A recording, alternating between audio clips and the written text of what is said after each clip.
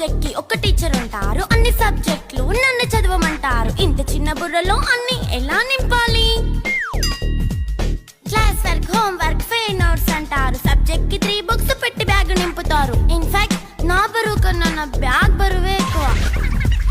క్వశ్చన్లు, ఆన్సర్లు, సర్ప్రైజ్ టెస్టులు అన్ని దాటుకొని మళ్ళీ స్కూల్ వ్యాన్ ఎక్కేసి అమ్మయ్య ఇక ఇంటికి వచ్చేసామనుకుంటే మార్క్స్ తక్కువ వస్తే చెయ్యాలి అసైన్మెంట్. రిపోర్ట్ కార్డ్ చూపిస్తే ఇంట్లో ఉన్న పనిష్మెంట్. హోమ్ వర్క్ చేయమంటూ మమ్మీ చంపుతుంటుంది. ట్యూషన్ టైం అయిందని డాడీ తరుముతుంటాడు. డాన్స్ క్లాస్ కి వెళ్ళమని తాతయ్య తిడతాడు. స్నాక్స్ తిని వెళ్ళమని నాన్నమ్మ ఆపుతుంది. ఇక అన్నీ అయిపోయాక కాసేపు టీవీ చూద్దామంటే మమ్మీ ఎంట్రీ ఇచ్చింది. బెడ్ యొక్క మంది చిన్న నాప్ తీసేలోపు తెల్లారిపోయింది.